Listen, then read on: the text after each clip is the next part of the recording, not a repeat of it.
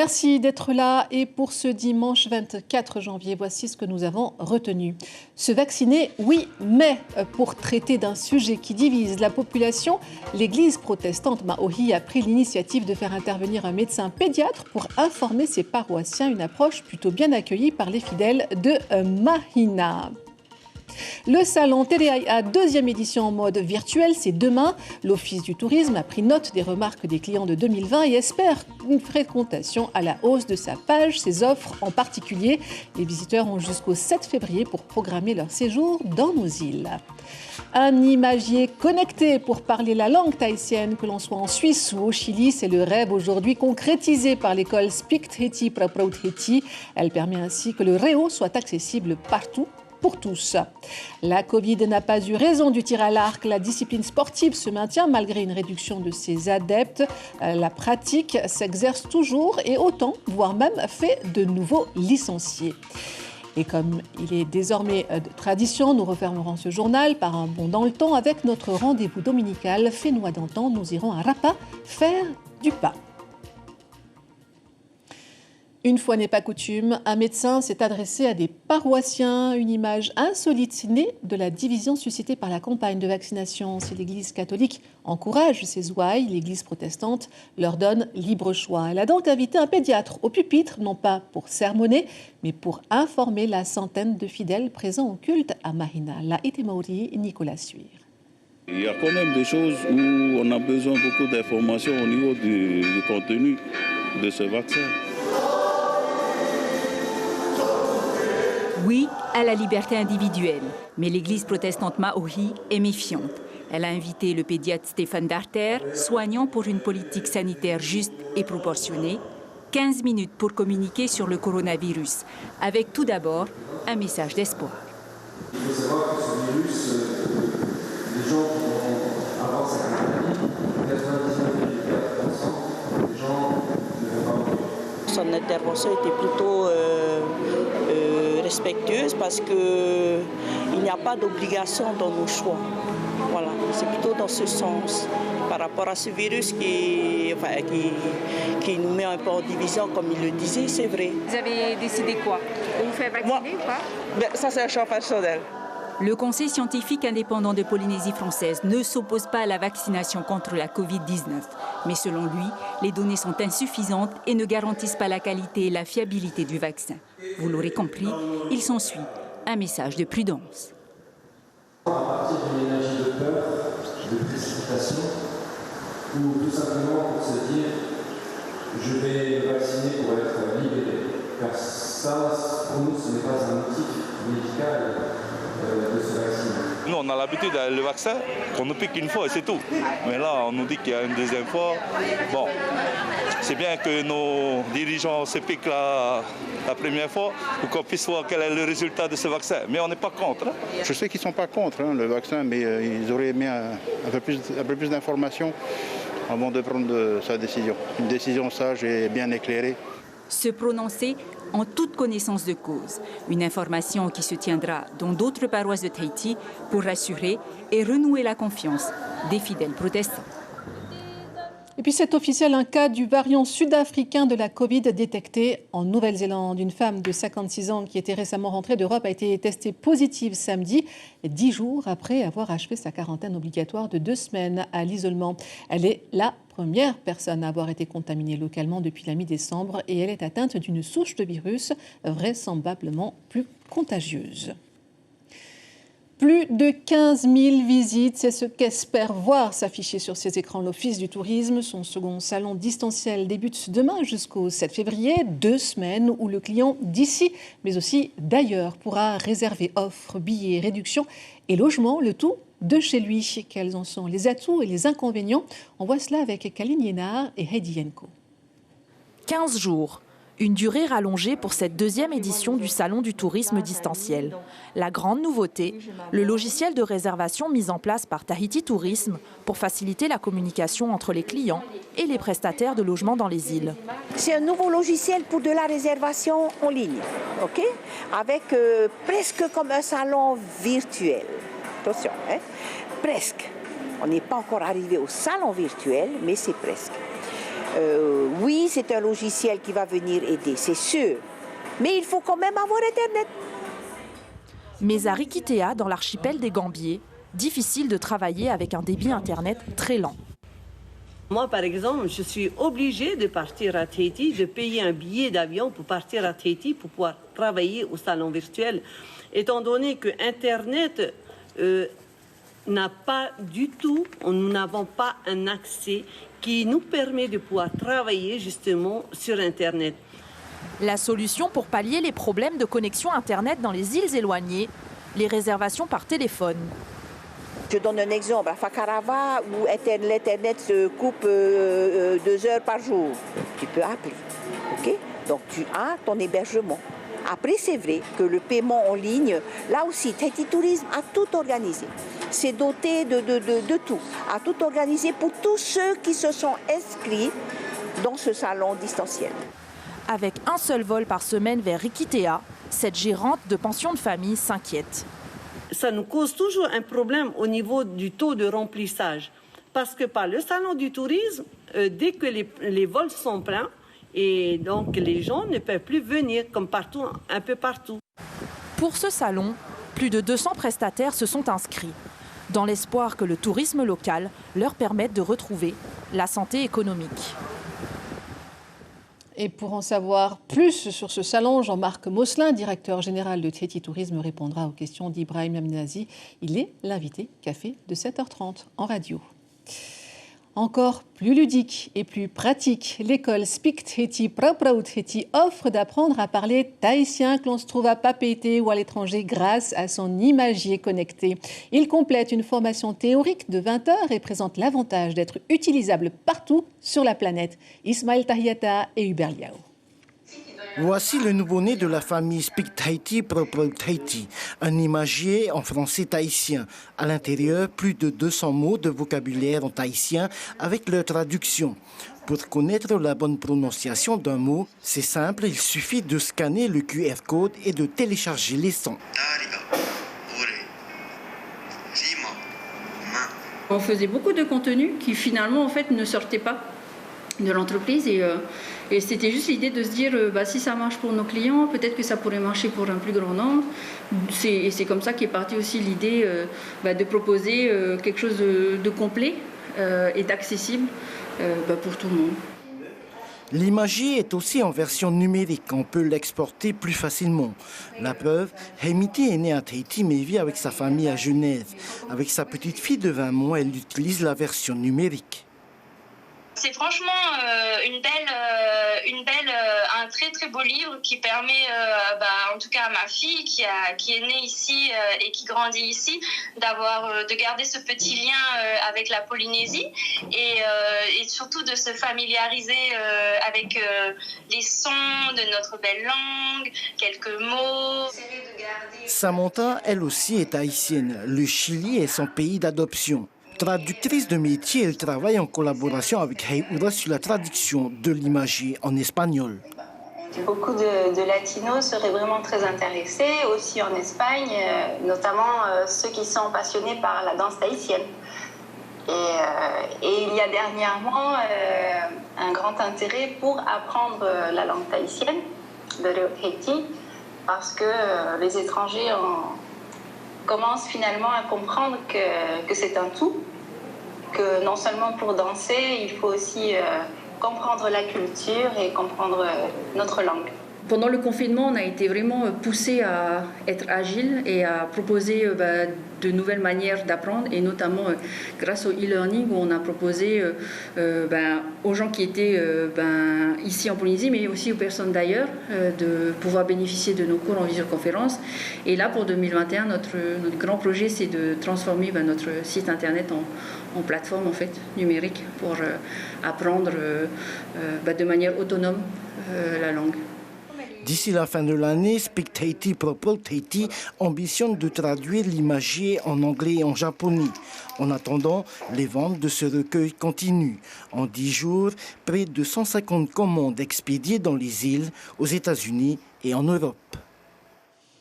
Et cette activité sportive qui survit au Covid, le tir à l'arc, sa pratique en extérieur en est la principale raison. Et malgré une défection de plus de la moitié de ses adeptes, ni l'absence de compétition, ni les 2 après-midi par semaine n'ont freiné la fréquentation du site de tir. Constat sur place avec Heyar Itahieta et Patita Savea. Très bien, un joli neuf. Continuez comme ça. Pas de masque mais des arcs. Ces futurs Robins des Bois continuent l'entraînement malgré la pandémie. On a la chance de pouvoir travailler à l'extérieur, donc d'être pas dans un endroit fermé, donc pas comme dans les salles de sport, pas comme dans les gymnases. La circulation de l'air se fait en sorte que, même si le virus il est là, il circule. Être en extérieur est une chance appréciée par les nouveaux pratiquants. Pour eux, l'envie de se mettre dans le bain est venue tout récemment. Depuis que j'ai acquis mon nouvel arc, j'attends avec impatience chaque nouveau samedi pour venir tirer. Ça devient plus qu'une passion, c'est presque un instant de méditation. Pour les adhérents présents, les mesures sanitaires font dorénavant partie de leur quotidien, que ce soit à l'école, au travail ou au sport. Pas de souci donc pour les entraînements. Seulement, malgré ces précautions, l'activité du tir à l'arc n'a pas été entièrement épargnée par la Covid. Mais non, mais le masque, comme au tir à l'arc, tu as au moins 1 mètre entre les participants sur le pas de tir. Et il y en a qui sont plus venus aussi. C'est dommage. Malgré un regain d'activité, la fédération déplore une baisse considérable de licenciés depuis la reprise. Près de 50%, la faute au Covid. Au niveau des compétitions, pour cette année encore, aucune visibilité. À cause du Covid, il n'y a plus de compétition, il y a presque plus de compétition. Mais en fait, je ne sais pas trop si on a encore. On n'a pas repris, nous, les compétitions encore. Donc avec l'arrêt, je ne sais pas, on va attendre les décisions du mai-février, les prochaines décisions. On a les Oceania 2022 qui devraient se dérouler ici à Tahiti. On va faire tout en sorte qu'on puisse les organiser, qu'on puisse participer. Donc on va reprendre les entraînements en plus des initiations, donc les entraînements des compétiteurs pour cet objectif. En attendant, les entraînements continuent. La Fédération tahitienne de tir à l'arc garde espoir que la crise sanitaire soit maîtrisée le plus tôt possible. Les athlètes locaux pourront alors de nouveau se confronter au niveau international. Direction la plage de Taoné à Pirée, où de nombreux passionnés de pêche se retrouvent à cœur joie pour pêcher le hatouré, comprenez le chinchard. Seule la pêche à la ligne est autorisée. La technique du filet est interdite depuis 2003. Peut-être les raisons de cette abondance. Reportage James O et Jérôme Lee. 5 heures ce matin, ces pêcheurs du dimanche attendent l'ouverture du parc Aur Eitinihau pour accéder à la plage. Seuls les membres de l'association Tamar Irawa Ainu Taoné, à jour de leur cotisation, sont autorisés à passer. À partir de 4 heures du matin jusqu'à 6 heures du matin, c'est que l'association qui peut rentrer. Et nous, ceux qui n'ont pas payé la cotisation annuelle, à partir de 6 heures, on peut rentrer.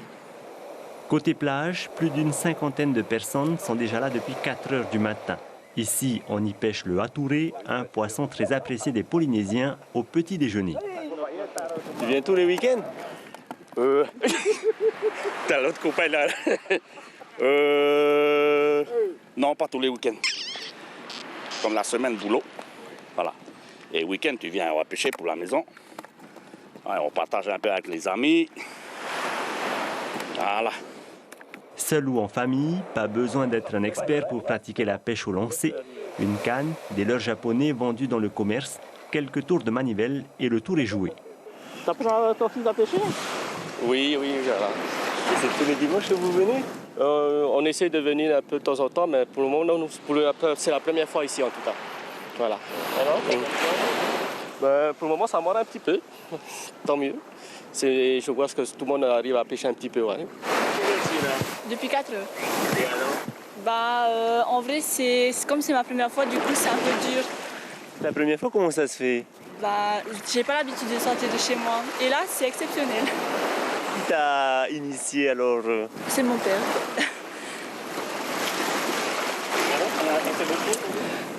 Pour le moment, j'en ai eu que un. D'après les plus anciens, les hatourés sont présents dans la baie de Taoné depuis le mois d'octobre 2020. Une aubaine pour les Polynésiens. Envolons-nous à Ta'au, comme chaque dimanche, les chrétiens se sont rassemblés pour louer le Seigneur dans une église datant des années 40. L'édifice est considéré comme un refuge par tous les fidèles. Punouatoti. Chaque dimanche, l'église catholique de Puturu accueille plus d'une cinquantaine de fidèles. De tout âge et de tous les districts, les paroissiens tiennent à leur rituel dominical. Trouver un moyen de transport n'est pas toujours évident quand on arrive de Patio, Amene ou Veitoare. Malgré tout, pas question pour eux de rater la chorale Teretino. Surtout pour animer dans l'église, comme ça, les paroissiens.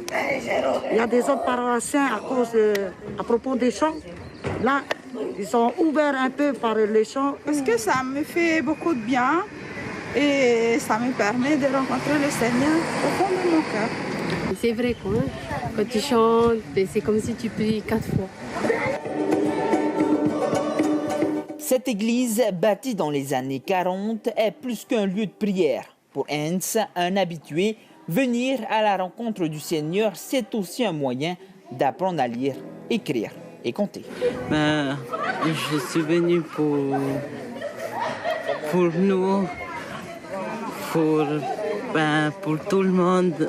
Et je suis venu aussi pour apprendre à lire, à compter. Je fais aussi des études et l'école. À l'aube de ses 80 ans, cette bâtisse pourrait témoigner du temps qui passe et des changements que subit la société de l'Évanille. Une chose est sûre, loin des dérives du monde moderne, cette église est un ancrage solide de la foi sur lequel les fidèles peuvent compter. Allez, restons encore un peu dans les îles à Rapa, où il y a 20 ans, l'on fabriquait le pain avec une certaine technique. On voit cela avec notre rendez-vous dominical Te Honotau, signé Tawarili.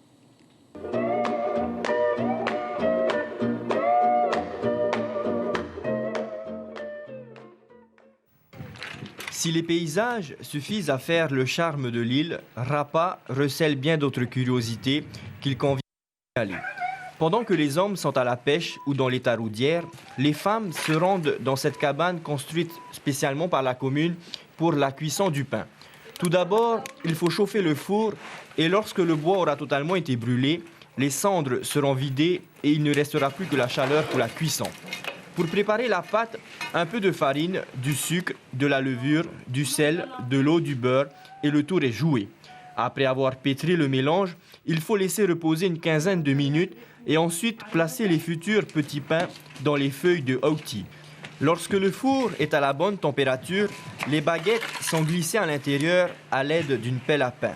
La cuisson s'opère tout doucement à la chaleur.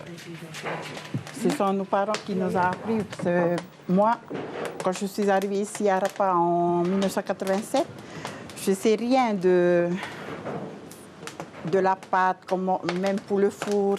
Mais heureusement, nos parents, c'est eux qui nous ont appris. Et si j'ai bien retenu la leçon, c'est bon alors. Sinon, je viens là au four à pain et je regarde comment elles font. Après environ une demi-heure de cuisson, les pains sont retirés et prêts à être dégustés. Ensuite, ce sera au tour d'une autre famille. Le pain, nourriture sacrée, symbolise des liens sociaux privilégiés. Jetons à présent un œil sur l'agenda de la semaine avant de se quitter. Lundi, ouverture du Salon du tourisme virtuel Teleaia. Mercredi, un conseil des ministres délocalisé à Tupuaïa. Jeudi, l'Université de la Polynésie française procédera à la pose de la première pierre de son pôle recherche. On retiendra que le Salon du tourisme débute demain et jusqu'au 7 février. Un salon à nouveau à distance et en ligne, mais avec des améliorations par rapport à l'édition précédente. 200 prestataires touristiques se sont inscrits. L'actualité demain, dans vos kiosques, la dépêche titre « Lâché par le système scolaire, une vie après les humiliations ». Et Tréti Info s'intéresse à Steve, qui quitte l'été pour Pire FA. Merci de votre attention. L'information reprend demain en radio dès 5h avec Carlos Natoua et Ibrahim Abedazi. 18h30, Teupofa Tupua avec 19h, Chiquita Teiva Darouzès. Ce soir, au programme, retrouvez un film au nom de ma fille. Prenez soin de vous. Très belle semaine à tous.